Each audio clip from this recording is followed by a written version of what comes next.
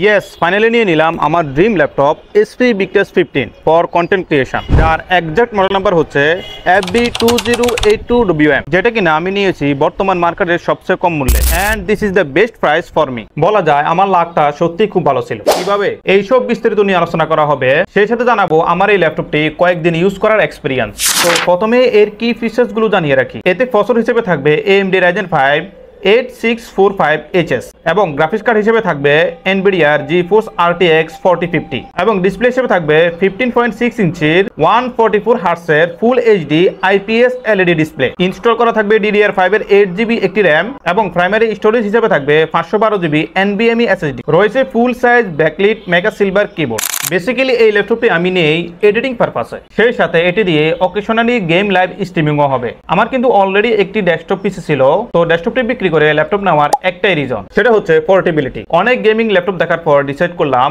HP Victus সিরিজের ল্যাপটপই নিব। আর Victus সিরিজের এই মডেলটি হচ্ছে এখন পর্যন্ত লেটেস্ট মডেল, তাই এই মডেল উপর অনলাইন অফলাইন মার্কেটে নজর রাখছিলাম কেমন প্রাইস আপ ডাউন করে। দেখলাম যে সর্বনিম্ন 92,000 থেকে 1 লাখের উপরে বিভিন্ন সাইটে প্রাইস আপ ডাউন করছে। তারপর একদিন হঠাৎ দেখলাম ভাইব গেমিং ওয়েবসাইটে 90,500 টাকায় ডিসকাউন্ট প্রাইস দেওয়া হয়েছে। সময় সুযোগ করে চলে গেলাম তাদের শপে এবং নিয়ে নিলাম আমার ড্রিম ল্যাপটপটি। তো এবার ল্যাপটপটি নিয়ে ডিপলি আলোচনা করা যাক। তো প্রথমে কথা বলবো প্রসেসর এবং গ্রাফিক্স কার্ড দুটো একসাথে নিয়ে, কারণ আমরা দেখবো এই দুটোর কম্বিনেশনে আমরা এই ল্যাপটপটিতে কি কি করতে পারছি। এই ল্যাপটপটিতে প্রসেসর হিসেবে রয়েছে AMD Ryzen 5, যার মডেল নাম্বার হচ্ছে 8645HS একটি প্রসেসর, যেটা কিনা খুব ভারী একটি পাওয়ারফুল প্রসেসর, কারণ এর মডেলের পরে HS রয়েছে, যেগুলো কিনা হাই কনফিগারেশন জন্যই ব্যবহার করা হয়। তো এই প্রসেসরটির ফ্রিকোয়েন্সি হচ্ছে আপ টু 5 GHz ম্যাক্স পর্যন্ত বুস্ট ক্লক করা যাবে এবং এই প্রসেসরটিতে থাকবে 6 কোর 12 থ্রেড। আর গ্রাফিক্স হিসেবে রয়েছে NVIDIA GeForce RTX 4050 GPU, যেটা কিনা 6GB মেমোরি। তো এই দুটোর কম্বিনেশনে এই ল্যাপটপটিতে যত ধরনের হেভি কাজ আছে মোটামুটি সবগুলোই স্মুথলি করা যাবে। যেমন এখানে গেমিং হিসেবে আমরা ফ্রি ফায়ার এবং GTA 5 খেলে দেখেছি, যেগুলো কিনা স্মুথলি রান করেছে কোনো প্রকার ল্যাগ ছাড়া। এবং আমি ব্যক্তিগতভাবে এই দুটো গেম ইউটিউবে লাইভ স্ট্রিমিং করে দেখেছি, কোনো ধরনের ইস্যু আমি পাইনি। তাছাড়া আমি এটা দিয়ে ভিডিও এডিটিং করেছি, আপনি এতে 4K 60 FPS এর ভিডিওগুলো স্মুথলি এই ল্যাপটপটিতে এডিটিং করতে পারবেন। এবার আসি ডিসপ্লেতে। এই ডিসপ্লে সাইজ হচ্ছে 15.6 ইঞ্চি, যেটা কিনা IPS LED ডিসপ্লে এবং এর রেজলিউশন হচ্ছে 1920x1080। এতে রিফ্রেশ রেট পাওয়া যাবে 144 Hz এবং এন্টি গ্লেয়ার 30 নিটস পর্যন্ত এর ব্রাইটনেস বাড়ানো যাবে। এতে 144 Hz এর রিফ্রেশ রেট থাকাতে এর ডিসপ্লেতে যা কিছু দেখবেন না কেন সবকিছু আপনার একটা স্মুথ ভিজুয়াল এক্সপিরিয়েন্স দেবে এবং মোশন ব্লারটাও অনেকটা রিডিউস করবে। সেই সাথে কম্পিটিবল গেমের ক্ষেত্রেও একটা আলাদা এক্সপিরিয়েন্স পাওয়া যাবে। আর এই ডিসপ্লেটা অনেকটাই মিনিমাইজ করা হয়েছে আপনার চোখের রিফ্লেকশন এবং প্রোটেকশন করার জন্য। তবে এই ডিসপ্লের কালার গ্রেড এতটা অ্যাকুরেট পাওয়া যাবে না। যারা কালার গ্রেড নিয়ে অনেক কাজ করেন, আই থিঙ্ক তাদের জন্য এই ডিসপ্লে না, তখন তাদের জন্য আলাদা এক্সটার্নাল মনিটর ইউজ করতে হবে। এবার কথা বলবো এর মেমোরি নিয়ে। এতে ইনস্টল করা থাকবে 8GB DDR5 এর একটি RAM, যেটা কিনা আপগ্রেডেবল এবং আরো একটি স্লট খালি থাকবে যেখানে আপনি আরো RAM ইউজ করতে পারবেন। তো এই দুই স্লটে ম্যাক্স RAM ক্যাপাসিটি হচ্ছে 32GB পর্যন্ত। তো 8GB DDR5 5600 MHz এর RAM থাকার ফলে মাল্টিটাস্কিং কিংবা গেমিং এ খুব ফাস্ট এটা হ্যান্ডেল করতে পারবে। স্টোরেজ হিসেবে থাকবে PCI Gen 4 NVMe M.2 SSD, যেটার কিনা ক্যাপাসিটি হচ্ছে 512GB। এই SSDটি ফাস্ট স্টোরেজ, সেই সাথে কুইক বুট টাইম এবং হাই স্পিড ডাটা ট্রান্সফার করতে এটি সক্ষম। আর এখানে SSD স্লট একটি থাকবে, আপনি এই একটির মধ্যে সর্বোচ্চ 4TB পর্যন্ত ইউজ করতে পারবেন।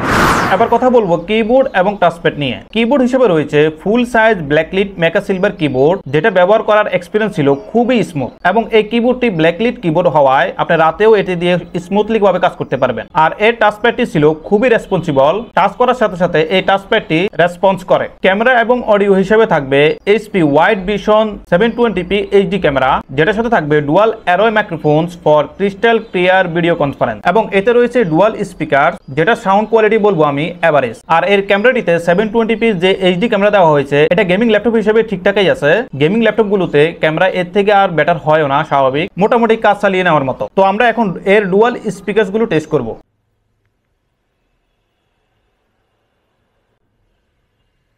আপনি কি জানেন শুধুমাত্র কুলিং সিস্টেমের কারণে ল্যাপটপের পারফরম্যান্স ড্রপ করতে পারে? তাই আমি নিয়ে নিই N99 কুলিং পার্টনার, যেটা কিনা কোয়ালিটিও বাড়াবে। এটার প্রাইস অনলাইন মার্কেটে 700 টাকার বেশি হলেও নিলাম, সেটাও জানানোর চেষ্টা করব। তার আগে কুলিং প্যাডটি আনবক্সিং করে দেখা যাক।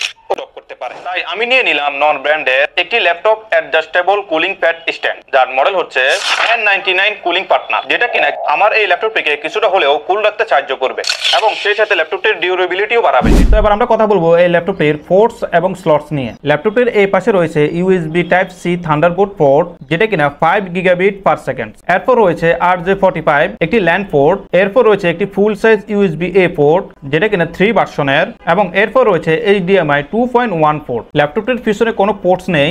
অপর পাশে রয়েছে একটি চার্জিং পোর্ট। এরপর রয়েছে আরো একটি ফুল সাইজ ইউএসবি এ পোর্ট, এটাও 3 ভার্সনের, এবং এর সাথে রয়েছে একটি হেডফোন এবং মাইক্রোফোন কম্বো পোর্ট, এবং রয়েছে এখানে একটি এসডি কার্ড স্লট, যেটা কিনা কন্টেন্ট ক্রিয়েটরদের জন্য খুবই হেল্পফুল। এই ল্যাপটপটিতে নেটওয়ার্ক এবং কানেক্টিভিটিতে রয়েছে ওয়াইফাই হিসেবে রয়েছে মিডিয়াটেকের ওয়াইফাই 6 এবং ব্লুটুথ হিসেবে থাকবে ব্লুটুথ 5.3, আর সফটওয়্যার হিসেবে অপারেটিং সিস্টেম থাকবে জেনুইন উইন্ডোজ 11 হোম, যেটা কিনা এই ল্যাপটপটিতে ফ্রি ইনস্টল করা থাকবে। এই ল্যাপটপটির পাওয়ার অপশনে থাকবে 4 সেলের লিওন পলিমার ব্যাটারি, এবং এই ব্যাটারিকে পাওয়ার দেওয়ার জন্য দেওয়া হবে 200 ওয়াটের smart AC power adapter. Battery capacity হচ্ছে 4 সেল 70 ওয়াট আওয়ার। তো ফুল চার্জে এই ব্যাটারি দিয়ে আপনি কতক্ষণ ইউজ করতে পারবেন? আমার ব্যবহারের এক্সপিরিয়েন্স বলছে নর্মাল ডে টু ডে কাজ করলে 4-5 ঘন্টা এটা দিয়ে অনায়াসেই ব্যবহার করা যাবে। আর যদি আপনি হেভি কাজ গেমিং কিংবা ভিডিও এডিটিং করেন, তাহলে 1 থেকে 2 ঘন্টার মতো এটা ব্যাকআপ দিতে সক্ষম। তো এবার এই ল্যাপটপটির ফিজিক্যাল স্পেসিফিকেশন নিয়ে কথা বলা যাক। এর কালার হচ্ছে মিকা সিলভার, এবং ভিক্টাসের এই লোগোটা হচ্ছে ডার্ক ক্রোম লোগো। ল্যাপটপটির ডিমেনশন হচ্ছে 2.71 বাই 20.47 বাই 12 ইঞ্চ। ল্যাপটপটির ওয়েট হচ্ছে 2.29 কেজি, যেটা কিনা গেমিং ল্যাপটপ হিসেবে লাইট ওয়েটেই বলা যায়। তবে আপনি এই ল্যাপটপটি অন দ্য গোতেও ইউজ করতে পারবেন। এর বডি ম্যাটেরিয়াল হচ্ছে ওশেন বাউন্ড প্লাস্টিকের, যেটা কিনা প্লাস্টিক হলেও আপনাকে একটা মেটাল বডির ফিল দেবে। ল্যাপটপটির বিল্ড কোয়ালিটি অনেকটাই ডিউরেবল এবং কম্প্যাক্ট ডিজাইনের। তো এসপি ভিক্টাসের এই ল্যাপটপটি আনঅফিসিয়াল হওয়ার কারণেই প্রাইস এতটা কম, এবং এর ওয়ারেন্টিও থাকবে আনঅফিসিয়াল, যেটা কিনা 2 বছরের একটি ওয়ারেন্টি পাওয়া যাবে, সাথে কিবোর্ড, ব্যাটারি এবং অ্যাডাপ্টারের 1 ইয়ার ওয়ারেন্টি। এবার আমরা ল্যাপটপটির নেগেটিভ সাইড নিয়ে কথা বলবো। ল্যাপটপটির কিবোর্ডের এই অংশে যখন আপনি গেমিং বা হেভি কাজ করবেন, তখন প্রচন্ড রকমের গরম হয়ে যায়, যার ফলে তখন আপনি এই ল্যাপটপটি পায়ের উপর রেখে ইউজ করতে পারবেন না। তাছাড়া ল্যাপটপটির সিপিইউ এবং জিপিইউ এর কুলিং সিস্টেম দুটো একসাথে না থেকে দুটি দুই পাশে হলে এর কুলিং সিস্টেম আরো অনেক ভালো হতো। তাই এই ধরনের ল্যাপটপের সাথে একটি কুলিং প্যাড ইউজ করার রিকমেন্ডেশন থাকবে। আর এখানে ডিলিট বাটন এবং পাওয়ার বাটন কাছাকাছি দেওয়ায় এই বাটন দিয়ে কোনো কিছু ডিলিট করতে গিয়ে ভুলক্রমে পাওয়ার বাটনে প্রেস করে দিলে কিন্তু কাজে থাকা অবস্থায় ল্যাপটপটি অফ হয়ে যাবে। So be careful. তো এখানে পাওয়ার বাটনটি আলাদা করে দিলেই ভালো হতো। এই ল্যাপটপটিতে ফিঙ্গারপ্রিন্টটাও মিসিং, আর এর ডিসপ্লে কালার এতটা অ্যাকুরেট আপনি পাবেন না যারা কিনা কালার গ্রেডিং নিয়ে কাজ করেন। তাই আপনি যদি ভিডিও এডিটিং কিংবা কালার গ্রেডিং নিয়ে বিভিন্নভাবে কাজ করতে হয়, তাহলে আপনাকে এক্সট্রা আলাদা মনিটর ইউজ করতে হবে। আর তাছাড়া যারা গেমার আছেন তাদের জন্য ওটা পারফেক্টই আছে। তো এছাড়া তেমন কোনো মেজর নেগেটিভ সাইড এই ল্যাপটপটিতে নেই। বাই দ্য ওয়ে, এই ধরনের ল্যাপটপের বডিতে খুব সহজেই স্ক্র্যাচ কিংবা লোগোতে দাগ পড়ে যাওয়ার সম্ভাবনা বেশি থাকে। তাই আমার মতো এই ধরনের crystal transparent laptop full body protector ব্যবহার করার রিকমেন্ডেশন থাকলো। আমি নিজের হাতে লাগিয়েছি, এজন্য আমারটা অতটা ফিনিশিং দেখাচ্ছে না। আপনারা অবশ্যই দোকান থেকে লাগিয়ে নেবেন, তাহলে আপনাদের ল্যাপটপ দেখতে ক্লিন লাগবে আর আমার মতো হবে না। তো এই ছিল আজকের ভিডিও। আশা করি ভিডিওটি ভালো লেগেছে, ল্যাপটপটি ভালো লেগেছে। যদি ভালো লেগে থাকে লাইক শেয়ার করে পাশে থাকবেন, এবং কোনো কিছু জানার থাকলে কমেন্ট বক্সে জানাতে পারেন। আজকের মতো এখানেই বিদায় নিচ্ছি। আসসালামু আলাইকুম।